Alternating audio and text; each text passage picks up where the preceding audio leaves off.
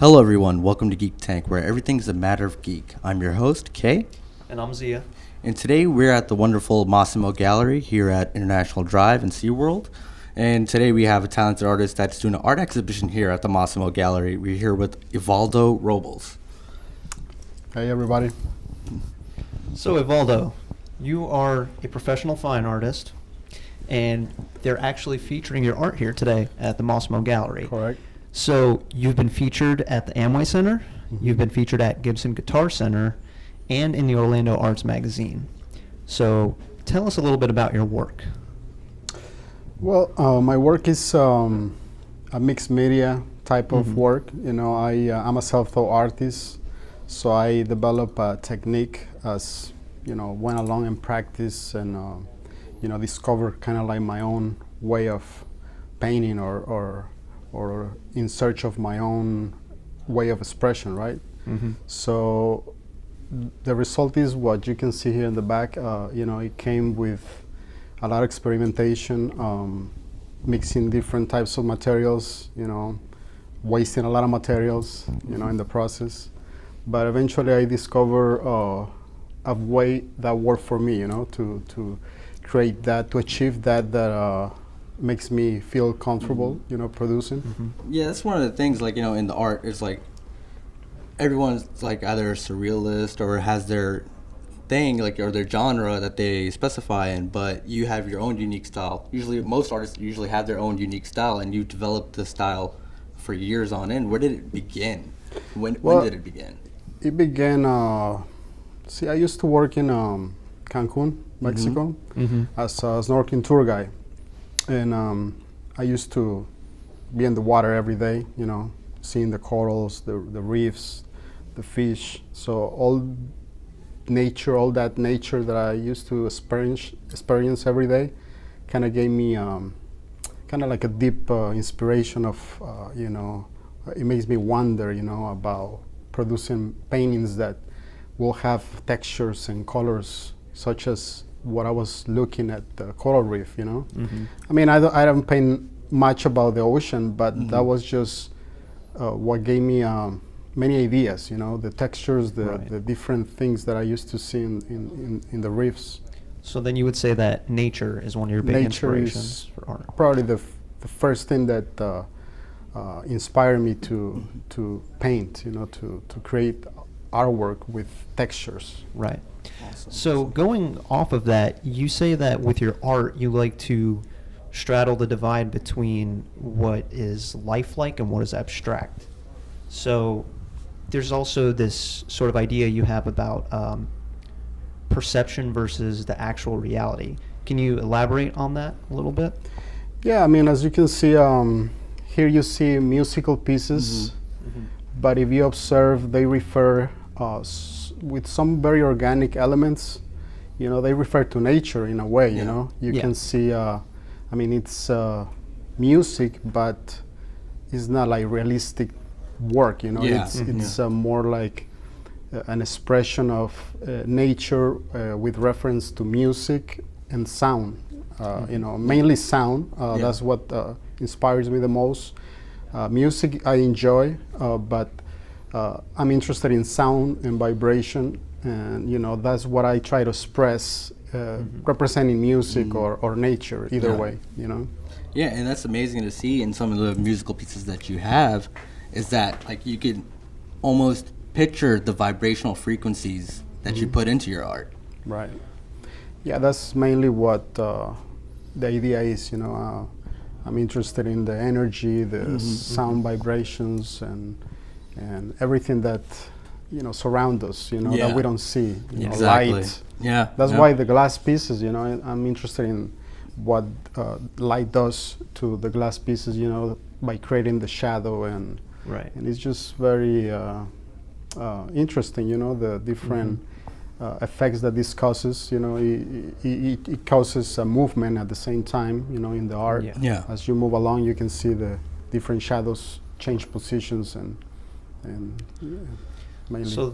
So then there's a very metaphysical aspect to your work. Exactly. It's like a yin and yang in a way, And you're just, balanced, trying to find, and that's one of the great things I read on the website as well, is that, you know, through each art piece, you're finding yourself. And as once you put out the art, you know, other people, when they see it, they themselves are finding themselves in your art. Right. I mean, that's why I like abstract art, you know, because it could speak to different people differently, you know. Right. Some people will see different things, you know, will either accept or reject the artwork, but everybody will experiment something a little different. And you know, me creating the art is the same thing, you know. One day I see something, and the next day I discover something new. So the whole process is what I enjoy, you know, mainly the whole process of painting and feeling that satisfaction in the end when you realize your piece is complete, you know. You feel that in a way an emotion, you know, like happiness, hard to describe, but you know when it's finished by feeling. So like not by an intuitive knowing. Right. More than just it's not much about analyzing visually, but it's like a feeling emotion that either is missing something or is complete, you know. Right. And you said that you developed your own technique, so you don't basically dedicate yourself to any one form. You're not just an abstract expressionist. It's just what comes naturally from the art, correct? Correct. Yeah. Okay. And like, for example, you said that feeling when you're creating these pieces, these amazing pieces that you see here on the wall. You're in like a Zen state almost when you're creating it. Like when you were talking about emotions, like you're kind of like in like a flow state. Like it's a meditative process for you. Exactly. It's like when I never done meditation, but I see how they go into meditation and kind of they're concentrating to themselves, or I'm not sure what, but I could understand it by observing it, because that's what I kind of feel when I'm painting. You know, it's like just kind of you get lost in your own world, you know, your mind, and nothing else exists but what you're seeing in the canvas or your work, you know, surrounding you, you know. So yeah, it's a very profound, you know, when you are on your own, you know, working on specific pieces. It's a little different when you do it, you know, for an audience or painting life. It's a little, you know, it's not as deep, not as personal, not as profound, you know, but still, I'll try to do my best to kind of keep my focus on what I'm doing. You know? Yeah, because I imagine when you're painting something live, it's like you're kind of feeding off of the energy of like, or the vibrations of the people that are watching. Well, yeah, people are looking, and you know, there is comments, or you know, people talk to you, so you kind of like, you're there, but you're also you know, distracted by different things, you know, around you. Yeah, right. The only thing the only thing I really do when I start painting is put some music, you know. That's something that always has to be done before any beginning of any painting. Almost like a ritual. Yeah. Music first, then then painting. So is there any like specific songs that you have that you like? Well, no, just rhythms, you know, instrumental mostly, you know, some kind of like a mix of international forms of music, you know. Could be a jazz influence with a lot of, you know, very relaxing moods, you know. A lot of bass sometimes. I like bass. So it's just a mix of different. Pandora is really nice to me. You know? It provides me with a lot of new artists that I discover all the time. Absolutely. So does the music have an effect on your work, do you think? Does it influence you? Yeah, definitely, yeah. I mean, a lot of times when I paint specific instruments, like you see a piano there or saxophone, usually I'll try to play what instrument I'm about to paint, you know. So if I want to paint a piano, I'll put some Beethoven or, you know, some music related to, you know, sound, piano sounds, you know, just to kind of give me that feeling, you know, of what I'm doing.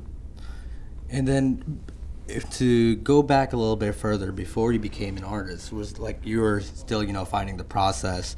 Was there any moment in time where you're like, I'm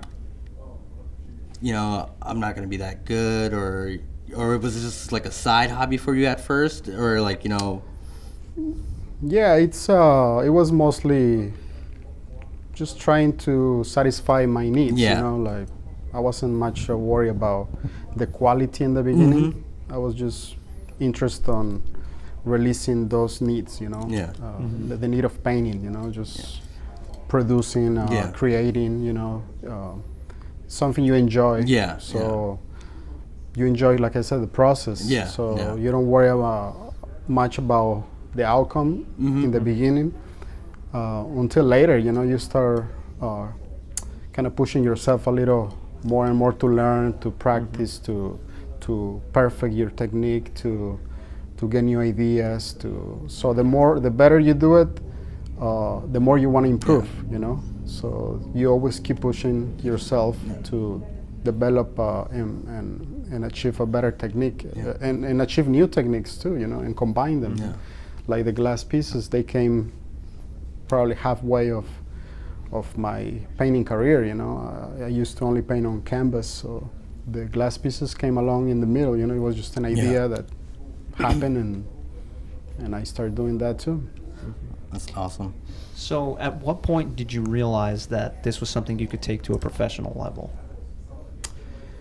Well, once people start knowing you paint, eventually there was people interested on buying my work. You know, I think the first couple pieces were commission pieces.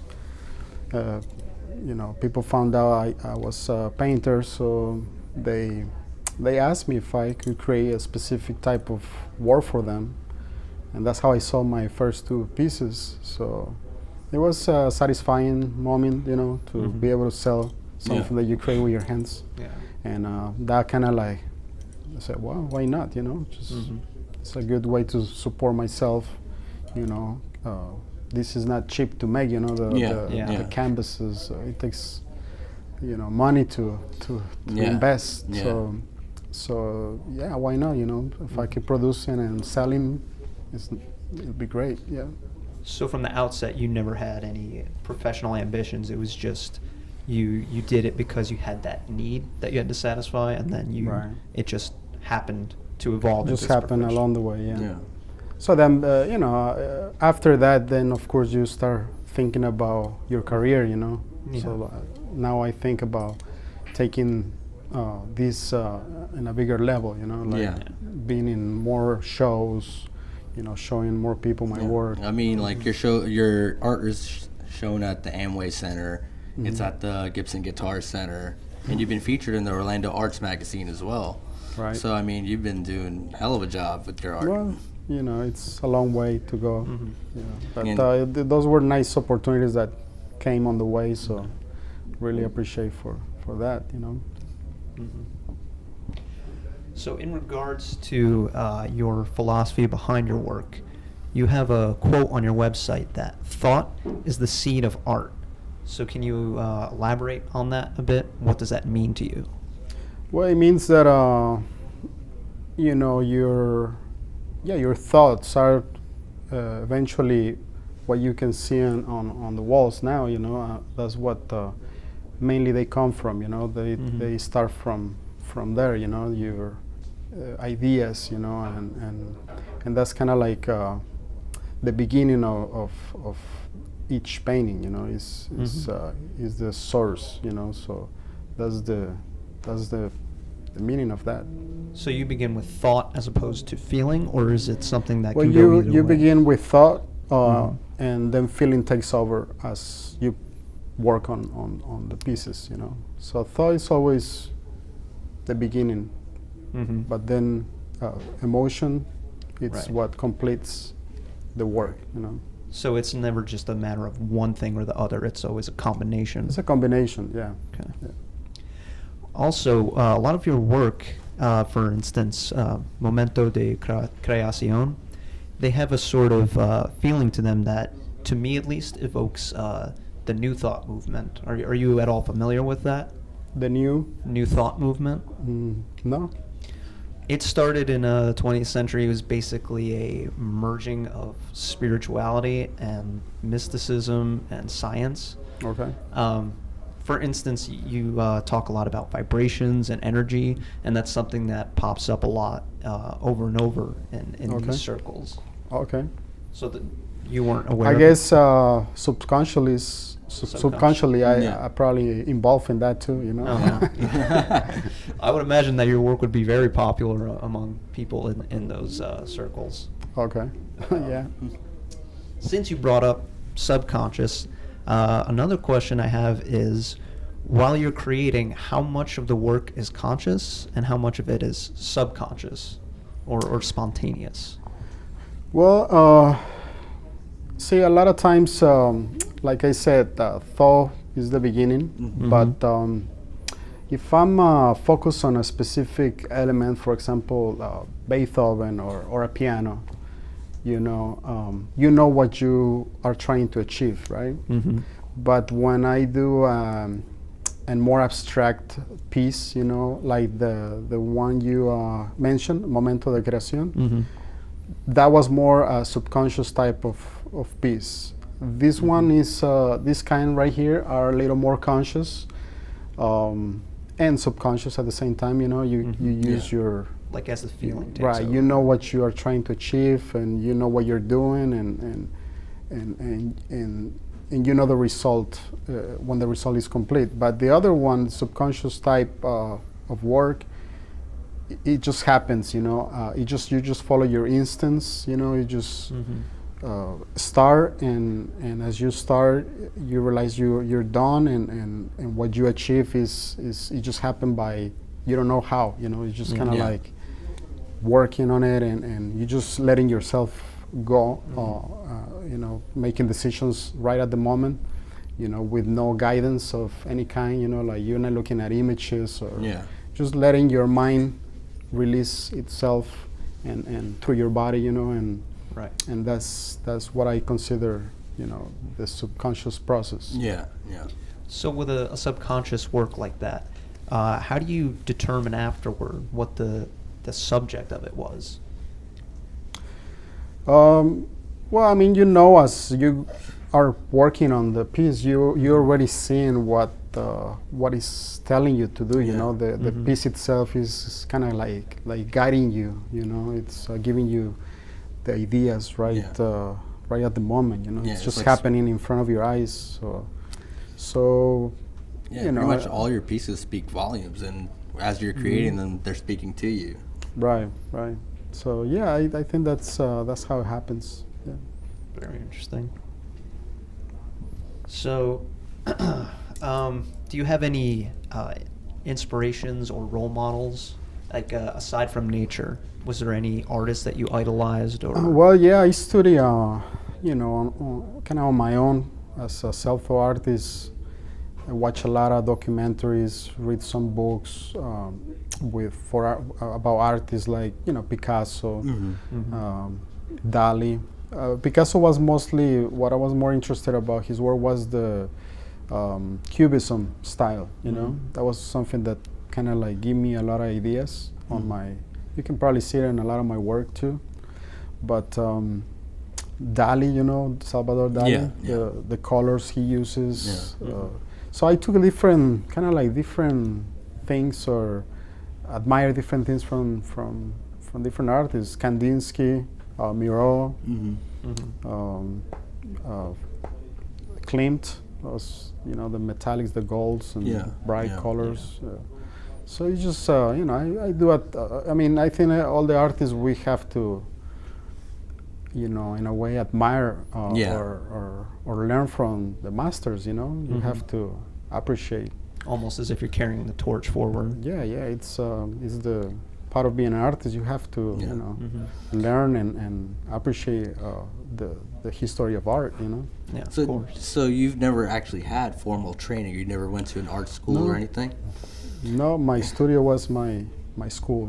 All right, that's awesome. That's amazing. I mean, you see that in a lot of self-made artists. Is that they really didn't go to school, or they were either kicked out of like the art school because like their style was just too like, you know, didn't fit in their box or in that mold of the art school.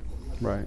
Is there anything like you have to say about like the current schools? No, I think school is great. You know, if people can afford and go to school to learn, it's probably the best way. Yeah. You know, having, you know, teachers to show you the way, it's probably shorter than doing it on your own. But eventually you're gonna have to take over, you know, and do things on your own. You know, I mean, once you know the basics, you still have to self-taught yourself. You know, like your technique. You know, your own way of doing things. Because as you learn in school, you're gonna be doing some of the same thing that everybody else is doing, you know, same process and, you know, the techniques basically that they're teaching you. Yeah. But once you want to achieve your own, you have to, you know, Isolate do that on your own. Yeah. So since we're kind of on the topic of advice for fledgling artists, is there anything else you want to add to that might help them along their way? Well, the only thing I would say is not to be afraid of experimenting, you know. I mean, there is now with technology and you know, there is a world of materials out there and material in general to just be unique, you know. I mean, you just have to experiment, you know, just try different things and eventually you're gonna find, you know, things that you like, and you might find something unique, you know. Just gotta keep doing it. You gotta try to always, whatever type of art you do, try to always, even when you feel lazy, you know, make yourself get up and work, you know. Don't stop, you know, just every day a couple hours or whatever you can, you know, just keep doing it. That's gonna bring, you know, mastery to your technique, you know. Right. Yeah, you hear that, Zia? Because I mean, you're a writer, so I write every day. That's good. Yeah, that's what you gotta do. Yeah. So, was there any part in this process, like a specific art piece, that was giving you any trouble, or like, you know, thought-wise, or like, is there like a specific art, one of your pieces where it's like, I need to take a break from this and then complete it? And well, yeah, all the time, you know, pieces. The process is it's about breaks, you know. You have to always stop and observe. Yeah, it's not easy, you know. Like this piece right there, you can see the amount of material that it has. It's all paint, so that took a long time to build by adding paint.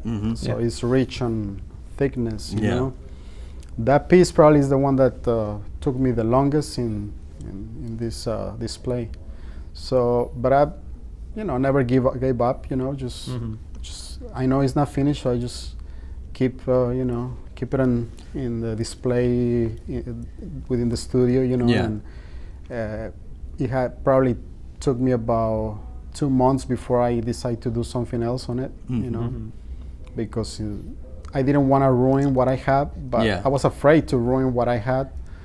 But in the end, I decided, you know, I have to change it. You know, I have to be able to complete this piece. I have to change what I like already. You know, I have to, because I couldn't find that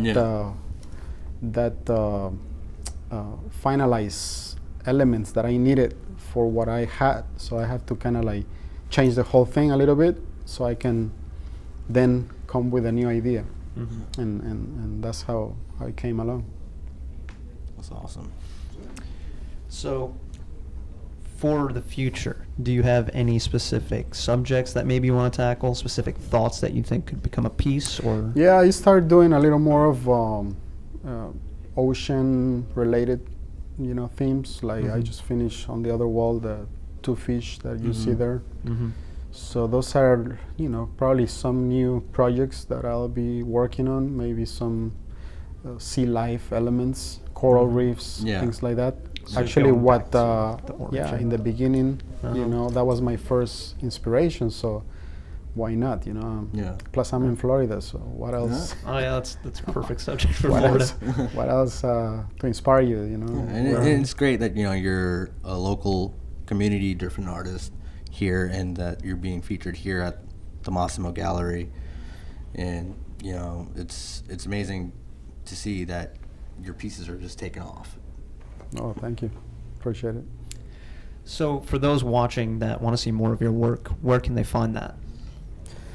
Well, they can go to my website, ivaldoart.com. That's just my name, ivaldoart.com. And we'll include that link. Eventually, it will be updated, but there is a lot to see there. And gallery-wise, well, here is going to be, I'm going to be featured here in Massimo Gallery. This is my first show, so they can come here and look at my work. Yeah. And that's the great thing too, is when people come here into the Massimo Gallery, they can, say if they want like a personal touch to their piece, you can just drop it on over and just, hey, I can, do some personal highlights for them and whatnot. Like commission pieces. Specifically based on, what they can see either on the website or here. If they're looking for different size or different color or or even different subject with same techniques, it's doable. It's a matter of understanding the needs and every time I get commissions, usually I never had any problems with my commissions. People are always happy with what I do. And as an artist, you're always just evolving your techniques. I imagine through every piece, you're just constantly just getting better and just evolving, finding new ways to just create these pieces. Correct. Yeah.